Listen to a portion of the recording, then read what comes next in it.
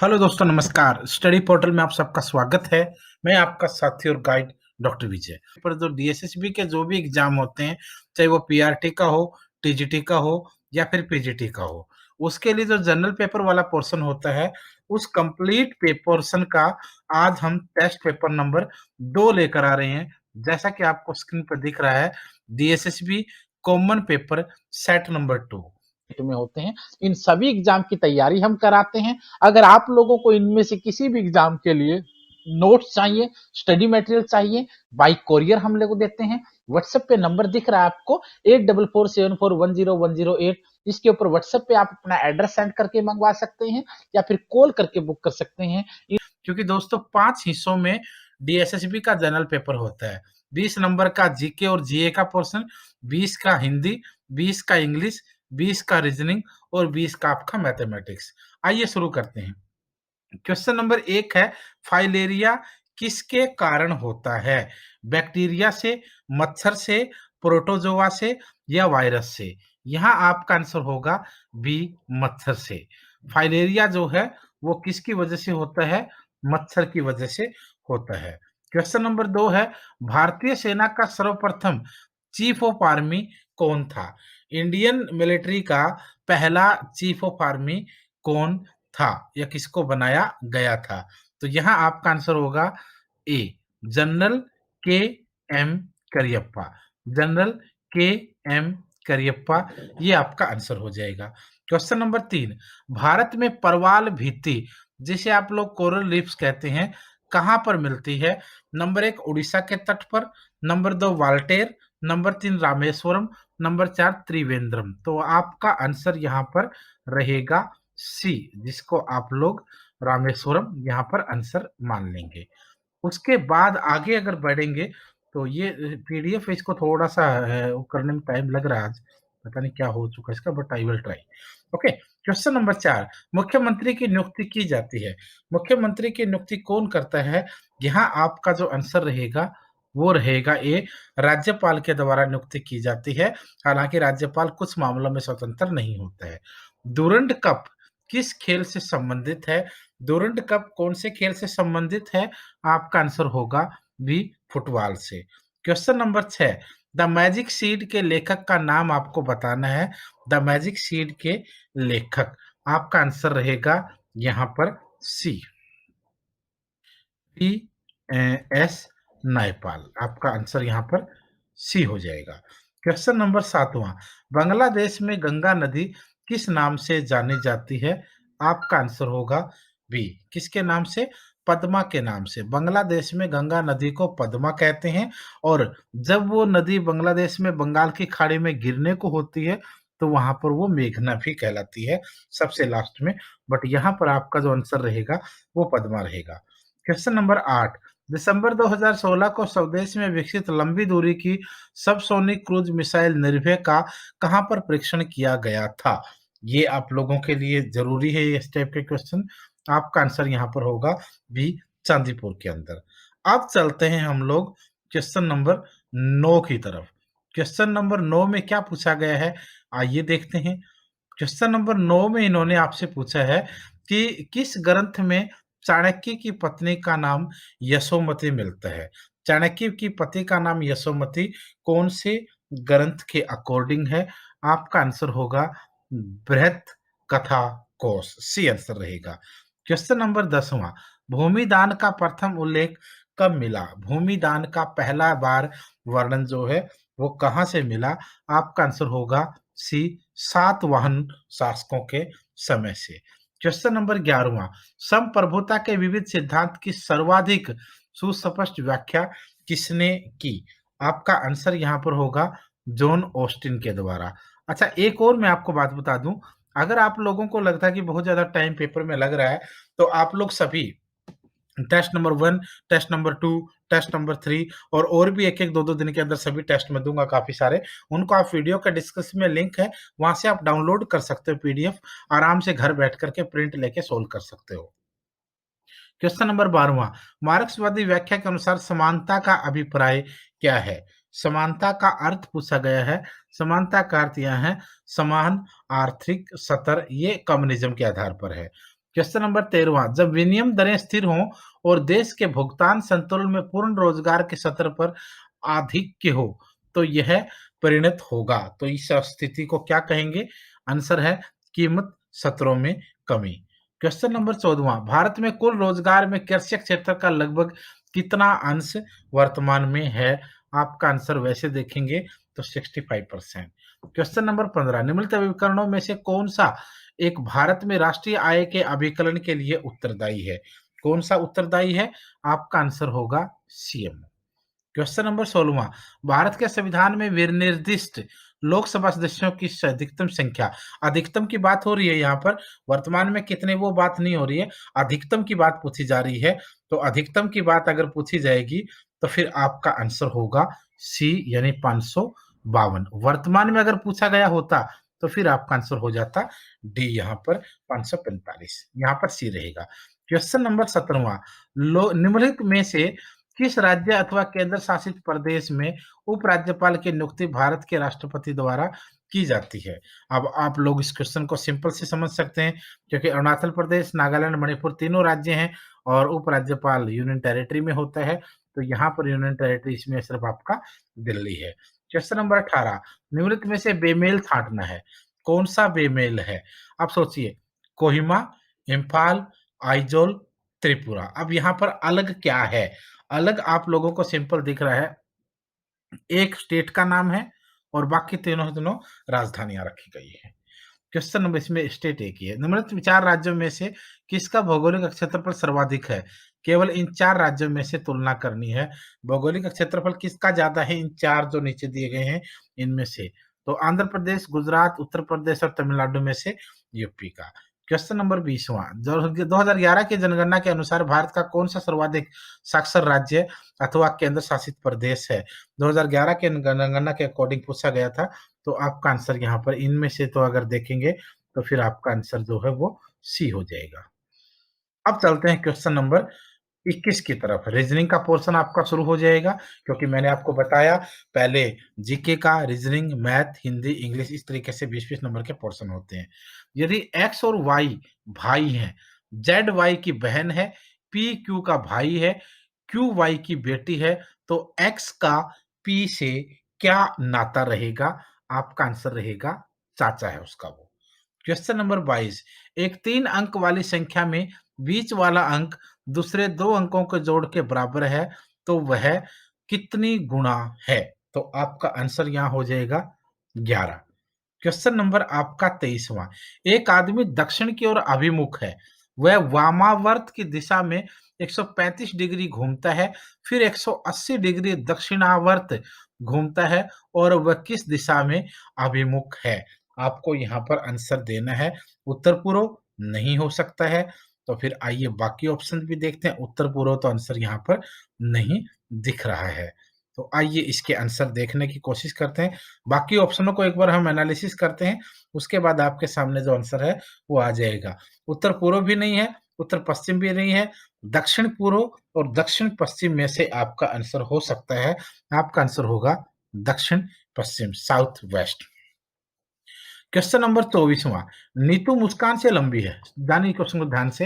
नीतू जो है वो मुस्कान से लंबी है, लेकिन पुष्पा जितनी ही ऊंची है, यानी पुष्पा के बराबर है। आशा सपना से लंबी है, लेकिन मुस्कान जितनी लंबी बिल्कुल नहीं, यानी उससे नीची है। इस समूह में सबसे छोटी लड़की कौन सी है? तो बिल्कुल सिंपल सा क्वेश्चन रखा गया है, सबसे छोटी कौन सी होगी? सपना होगी। क्वेश्चन नंबर 25, गणित में 3 लड़कों के औसत अंक 30 हैं। जब चौथे लड़के के अंक 3 लड़कों के कुल अंकों में मिलाए जाते हैं, तब औसत 25 हो जाता है। चौथे लड़के के अंक जो हैं, वो कितने हैं? तो आपका आंसर होगा यहाँ पर 10, यानी बी आंसर होगा। क्वेश्चन नंबर हम चलते हैं 26वें पर। 26वें क्वेश्चन को ध्यान से देखिए। यदि 3a इक्वल टू 5b और 3b इक्वल टू 4c, तो a अनुपात b अनुपात c इज इक्वल टू किसके बराबर आप होगा? तो यहाँ आपका आंसर होगा सी, 20, 12, 9। क्वेश्चन नंबर 27, P और Q की आमदनी का जोड़ R और S की आमदनी से अधिक है। P और R की आमदनी का जोड़ Q और S की आमदनी के जोड़ के बराबर है। इसके अतिरिक्त P, Q जो S की आमदनी से आधा कमाते हैं, सबसे अधिक आमदनी यहाँ पर पूछी गई है, सबसे ज़्यादा आमदनी इस आधार पर होगी बी की। क्वेश्चन नंबर 28, एक आदमी उत्तर की ओर 10 मीटर चलता है, ध्यान से देखिए, फिर दाहिनी ओर घूमकर वह 10 मीटर चलता है।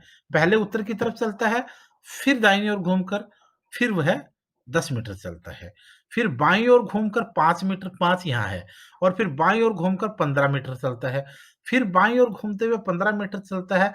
आरंभिक बिंदु से अब वह कितनी दूरी के ऊपर है? तो आरंभिक बिंदु से वह अभी 5 मीटर की दूरी के ऊपर है। क्वेश्चन नंबर 29वां, श्रृंखला की अगली संख्या आपको बतानी है। श्रृंखला की अगली संख्या आपको यहाँ पर बतानी है। 1, 2, 4, 7, 11, 16, 22। तो आगे आपका आंसर क्या हो सकता है? आगे आपका आंसर होगा 29। क्वेश्चन नंबर 30, एक टोकरी आएगा ये, एक टोकरी में विभिन्न रंगों के फूल हैं, 6 को जोड़ सभी गुलाबी रंग के हैं, 6 को जोड़ सभी लाल रंग के हैं। एक क्वेश्चन को थोड़ा-सा पूरा करने की कोशिश करते हैं, के हैं, 6 को छोड़ सभी का रंग सफ़ेद है, उस टोकरी में कुल कितने फूल हैं? टोटल कितने हुए? आपका आंसर होगा यहाँ पर 9। क्वेश्चन नंबर 31, यदि बीता हुआ कल यस्टरडे पहला दिन बृहस्पतिवार था, तो रविवार कब होगा? यानी कल से एक दिन पहले अगर बृहस्पतिवार था, तो रविवार जो है वो कब होगा? जिस दिन आप बात कर रहे हो उस दिन को काउंट करने की कोशिश कीजिए, अदरवाइज़ आंसर आपका नहीं निकल पाएगा। तो रविवार जो है वो कब होगा? अ, आप इस क्वेश्चन को, यदि बीते हुए कल से पहला दिन बृहस्पतिवार था, यानी कल क्या है और उससे पहले बृहस्पतिवार था, तो रविवार जो है वो कब होगा? आपका आंसर होगा आने वाला कल। क्वेश्चन नंबर 32, एक वक्तव्य के नीचे 2 पूर्वानुमान 1 और 2 दिए गए हैं। आप सामान्य ज्ञात तथ्यों में अंतर होने पर भी वक्तव्य की पड़ताल सत्य समझकर करें। आप तय करें कि यदि दिए गए पूर्वानुमान में से कौन-सा दिए हुए वक्तव्य से निकलता है। वक्तव्य, राजनीतिक लोगों के मतों से धनवान बन जाते हैं। पूर्वानुमान, लोग राजनीतिकों को धनवान बनाने के लिए उन्हें वोट देते हैं, या राजनीतिक अपने गुण से धनवान होते हैं। आपका आंसर यहाँ पर केवल एक ही अंतर्निहित है, आपका आंसर ए रह जाएगा। क्वेश्चन नंबर आपका 33वां, 2 वक्तव्य पी और क्यू, इसको आप देख लेना एक बार आसानी से, बहुत ज़्यादा टाइम इसमें लगने वाला नहीं। तो 33वें का आंसर अगर ठीक से देखेंगे तो आपका आंसर यहाँ पर सी होगा। क्वेश्चन नंबर 34, यदि किसी कूट भाषा में हॉस्पिटल को 3, 2, 5, 7, 4, 6, 1, 8 लिखा जाता है, तो उसी कूट भाषा में पोस्टल को आप क्या लिखेंगे? उसी कूट भाषा में पोस्टल को आप लोग 7, 2, 5, 6, 1, 8 लिखेंगे। क्वेश्चन नंबर आपका, यस, अब 34 के बाद हम चलते हैं क्वेश्चन नंबर 35 की तरह, क्योंकि ये आपके रीजनिंग के 20 क्वेश्चन से 40 तक जाने में हो जाएंगे। 35वां क्वेश्चन, दिए गए समीकरणों के आधार पर अनुत्तरित समीकरण का सही उत्तर आपको ज्ञात करना है। तो दिए गए समीकरणों के आधार पर देखेंगे तो फिर आपका आंसर यहाँ पर ए रहेगा। क्वेश्चन नंबर 36, दिए हुए विकल्पों से लुप्त संख्या ज्ञात करनी है। यहाँ जो है, यहाँ पर क्या आएगा ये आपको यहाँ पर ज्ञात करना है। तो इसके आधार पर अगर आप ठीक ठाक से देखेंगे तो आपका आंसर यहाँ पर 22 रहेगा। क्वेश्चन नंबर 37, नीचे दिए गए समीकरणों के आधार पर आपको यहाँ पर आंसर सही तरीके से चुनने की कोशिश करनी है। आप इसको एक बार सोल्व कर लीजिएगा। डी आंसर बता रहा हूं मैं यहाँ। यदि किसी कूट लिपि में स्पार्क को TQBSL लिखा जाए, तो फ्लेम को का कूट इस भाषा कूट लिपि में क्या बनना चाहिए? फ्लेम का रहेगा GMBNF। Question number 39, question number 39 का आंसर जो है वो बी रहेगा। क्वेश्चन नंबर 40, यदि एक कक्षा में 5 पंक्तियां हैं जिनमें 5 बच्चे ए बी सी डी ई एक दूसरे के पीछे अलग-अलग 5 पंक्तियों में निम्न प्रकार से बैठे हैं। तो आंसर आप एक बार देखिए, पहले ऑप्शन देखते हैं। एक बैठा है सी के पीछे लेकिन बी के आगे है, सीटिंग अरेंजमेंट वाला क्वेश्चन है। सी बैठा है ई के पीछे, डी बैठा है ई के आगे, वे किस क्रम में सभी के सभी बैठे हैं। तो यहाँ आपका आंसर होगा D C D E C एक second D E C A B. अब क्वेश्चन नंबर आपका आगे रहेगा 41वां। मैथमेटिक्स का पोर्शन आएगा, फिर हिंदी और इंग्लिश के पोर्शन आएंगे। आप कोशिश करेंगे सभी के सभी आपको से साथ डिस्कस किए जाएं। क्वेश्चन नंबर 41, इन सब का योग जो है वो किसके बराबर होगा? ये आप लोगों के लिए आसान क्वेश्चन है, बहुत ज्यादा मुश्किल आपके लिए क्वेश्चन यहाँ पर नहीं होने वाला है। ए क्वेश्चन नंबर 42, श्रृंखला 2 3 8 63 का अगला पद जो है वो क्या होना चाहिए या होगा? आपका आंसर है 3 9 6 8। क्वेश्चन नंबर 43, मान बताना है आपको, यहाँ आपका मान होगा सी आंसर। क्वेश्चन नंबर 44, 36 व चौवन के लघुत्तक समापवर्तक व महत्व समापवर्तक का अनुपात आपको बताना है। तो 36 व चौवन के एलएस और एमएस, तो इस तरीके से एलसीएम और एमसीएम का अकॉर्डिंग अगर आप ध्यान से क्वेश्चन को सोल्व करते हैं या आपने देखे हैं तो आपका आंसर यहाँ पर डी रहेगा। क्वेश्चन नंबर आपका 45, 45 का आंसर आपके लिए बी होगा, क्योंकि मैथमेटिक्स वाले क्वेश्चन आप वैसे भी सोल्व कर लोगे और बाकी वाले पेपर को पोर्शन को कंप्लीट करना आपके लिए ज्यादा जरूरी रहेगा।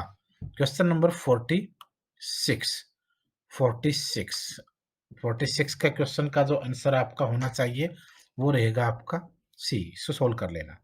क्वेश्चन नंबर 47, रंजन को टेलीविजन पर कितना मूल्य अंकित करना चाहिए कि 25% छूट देने के बाद भी 15% का लाभ हो जाए? क्वेश्चन सिंपल है, ज्यादा मुश्किल नहीं है। आप लोग जितने बच्चे इस क्वेश्चन को सोल्व कर लेते हैं उनके लिए ये ज्यादा मुश्किल आमतौर पर इस टाइप के क्वेश्चन नहीं होने वाले हैं। ए आंसर रहेगा। क्वेश्चन नंबर 48, कुछ राशियां पी क्यू आर से में इस तरह बांटी गई हैं कि पी का हिस्सा क्यू के हिस्से का 3 गुना, आर के हिस्से का दुगुना, तो हिस्से का अनुपात आपको यहाँ पर बताना है। आंसर है 6:2:3। यदि किसी संख्या का 30% 150 हो तो उसी संख्या का 90% जो है वो क्या रहे? किसी भी संख्या का 30% अगर 150 है तो उसी संख्या का 90% जो है वो क्या रहेगा? 450। ऑटोमेटिकली सिंपल सा क्वेश्चन है, क्योंकि 150 अगर 150 का 30% है तो 150 गुणा 150 प्लस 150 प्लस 150 90% हो गया, तो ऑटोमेटिकली 450 आपका हो जाएगा। इन तीन ही को आपने 3 बार वो करना है। कोई धनराशि चक्रवृद्धि ब्याज से 12 वर्षों में दोगुनी हो जाती है, यह राशि कितने वर्ष में 4 गुनी हो जाएगी? A B C D. Question देखिए, कोई धनराशि चक्रवृद्धि ब्याज से 12 सालों में दुगनी हो जाती है तो कितने सालों में यह 4 गुना हो जाएगी? ए। क्वेश्चन नंबर 51वां 6 घंटियां एक साथ बजना शुरू करती हैं और क्रमशः 2 4 6 8 10 और 12 सेकंड के अंतराल में बजती हैं। 30 मिनट में वे कितनी बार एक साथ बजेंगी? कितनी बार एक साथ बजेंगी? आपका आंसर क्या होना चाहिए? 10 12 15, इनमें से कोई भी आंसर आपका नहीं हो पाएगा। दो संख्याएं ज्ञात करें जिनका योग 32 और गुणनफल 256 है। कोई भी दो संख्याएं जिनका योग 32 और गुणनफल जो है वो 256 होगा, तो आपका आंसर रहेगा 16 16। एक पिता की आयु पुत्र की आयु से 28 वर्ष अधिक, 5 वर्ष पश्चात पिता की आयु पुत्र की आयु दोगुने से 7 वर्ष अधिक, पिता की वर्तमान आयु के बारे में आपको बताना है। तो आइए ऑप्शन देखने की कोशिश करते हैं। ऑप्शन के आधार पर क्वेश्चन का आंसर पकड़ते हैं। अभी क्या 40 वर्ष, 49, 44 और 35, तो आपका आंसर होगा 44। क्वेश्चन नंबर 54, एक रेलगाड़ी 28 किलोमीटर प्रति घंटा की गति से 4 घंटे दौड़ती है और 30 किलोमीटर प्रति घंटा की गति से 5 घंटे दौड़ती है। बाकी 40 किलोमीटर प्रति घंटा की दर से 1 घंटा दौड़ती है। किलोमीटर प्रति घंटा में औसत गति आपको बतानी है। औसत गति जो है वो यहाँ पर क्या रहेगी? आपका आंसर है 30.2। अशोक और अब्दुल की औसत आयु 45 वर्ष है। अब्दुल और एंथनी की औसत आयु 50 वर्ष है। एंथनी और अशोक की औसत आयु 35 वर्ष है। अशोक की आयु आपको यहाँ पर ज्ञात करनी है। आपका आंसर है 30 वर्ष। एक विद्यार्थी की उत्तीर्ण होने के लिए 50% अंक चाहिए। उसे 100% मिलते हैं, तभी 50 अंकों से अनुत्तीर्ण हो जाता है। अधिकतम अंक आपको बताने हैं। अधिकतम अंक यहाँ पर रहे 300। 57वां क्वेश्चन, एक व्यक्ति अपनी संपत्ति का 30% खर्च करता है, उसके बाद 20,000 और बाद में शेष का 10% खर्च करता है।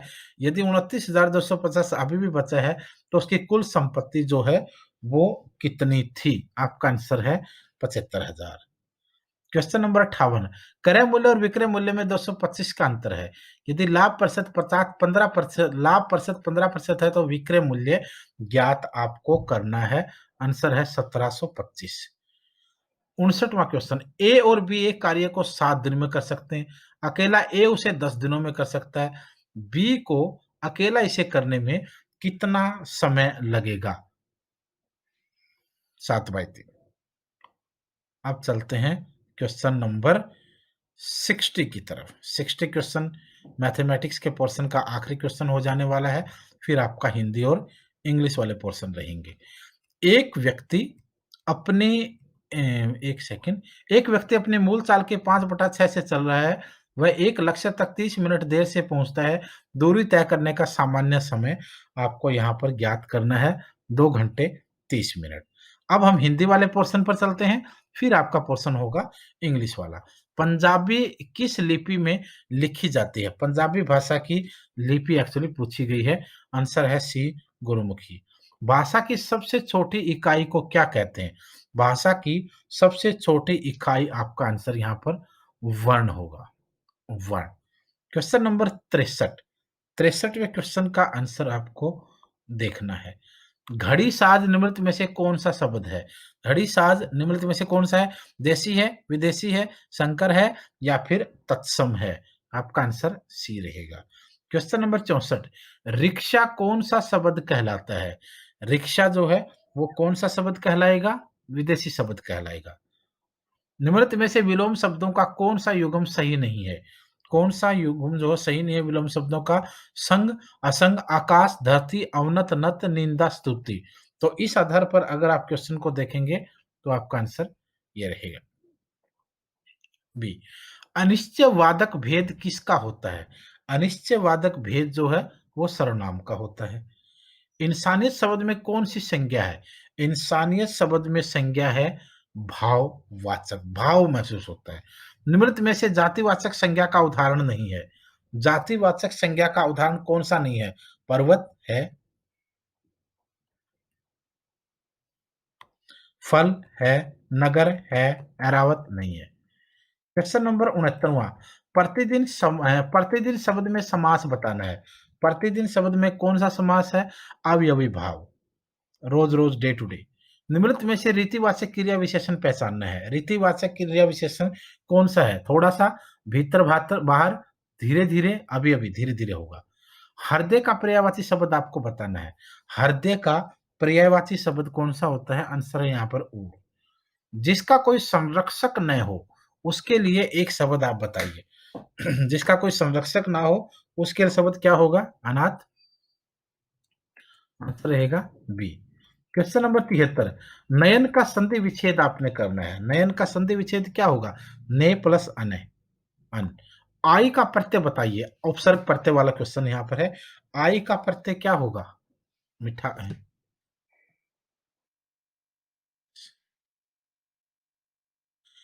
क्वेश्चन नंबर 75, लुटिया डुबोने से तात्पर्य बताना है। लुटिया डुबोने का मतलब क्या होगा? काम बर्बाद करना, खो देना, ऋण लेना या नहाना। आप सोचिए, ए और बी में से क्वेश्चन आप कहाँ देखेंगे? आपका आंसर होगा काम को बर्बाद। बोलते नहीं है, तुमने तो इस काम की बिल्कुल लुटिया ही डुबो दी। आंसर रहेगा आपका ए। क्वेश्चन नंबर हम चलते हैं अब, यस, नीचे लिखे गए अनुच्छेद को पढ़कर दिए गए प्रश्नों का उत्तर देखना है। इनमें से बहुत से लोग प्रातःकाल सैर करने जाते हैं क्योंकि यह दिन को प्रारंभ करने का स्वस्थ और आनंददायक तरीका है। छुट्टियां इसके लिए सबसे अच्छा समय है। कोई भी लंबी और आरामदायक सैर पर जा सकता है। व्यायाम और खोज के लिए लंबी सैर पर जाना मूलतः पद यात्रा, हाइकिंग ही है। यदि आप पद यात्रा का निर्णय लेते हैं तो आपको जो एकमात्र उपकरण चाहिए, वह है आरामदेह और मजबूत जूतों की एक जोड़ी। आपके विद्यालय के खेल-कूद के जूते इसके लिए आदर्श हैं। और पैसेज पूरा है, आगे और देखते हैं।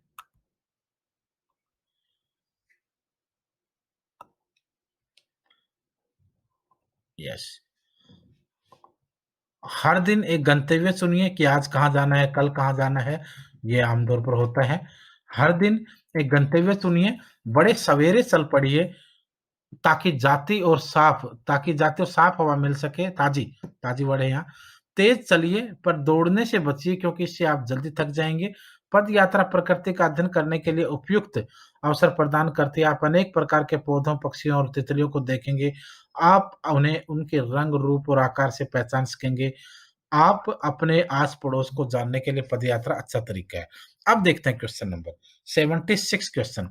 पद यात्रा के लिए आवश्यक एकमात्र उपकरण। पद यात्रा के लिए सबसे एकमात्र उपकरण क्या ज़रूरी है? मजबूत जूते, आपने पैसेज में पढ़ा। पद यात्रा शुरू करने के 2 लाभ क्या-क्या हैं? क्या 2 लाभ हैं उसके बारे में यहाँ इसने पूछा है, तो ये भी हमने पैसेज में पढ़ा है। 2 लाभ क्या होंगे? व्यायाम और नई चीज़ों की खोज। क्वेश्चन नंबर 78 सैर करने का सबसे आदर्श समय बताइए। ये भी उन्होंने आपसे पैसेज में हमने देखा। आदर्श समय, छुट्टियों के समय की बात इसमें की गई है। दौड़ने से क्यों बचना चाहिए? दौड़ने से क्यों बचना चाहिए? क्योंकि इससे आप जो है वो जल्दी थक जाएँगे। क्वेश्चन नंबर 80 आपके खेल-कूद के जूते इसके लिए आदर्श हैं। यहाँ आदर्श शब्द का अर्थ क्या है? यहाँ आदर्श शब्द का अर्थ क्या होगा? यानी आप इसका मतलब होगा पूर्ण उपयुक्त, यानी सबसे बेस्ट ऑप्शन अगर किसी चीज़ के लिए हम चुनते हैं, तो आपके लिए ये यहाँ आंसर बन जाएगा। यस। क्वेश्चन नंबर 80 के बाद हम चलते हैं, अब इंग्लिश वाला पोर्शन आपका आ जाएगा, क्योंकि Hindi, English, math, reasoning, GK ये पाँचों पोर्शन इसमें थे आपके। अब देखिए, डायरेक्शन 81 से 83 तक के लिए, some parts of the sentence have error and some are correct. Find out which part of a sentence has an error and blanken the circle corresponding to the appropriate option if a sentence free from error। यहाँ पर देखना आपने error कहाँ पर रखा गया।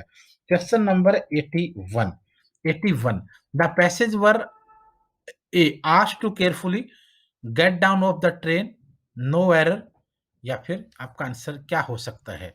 आपका answer यहाँ पर डी रहेगा।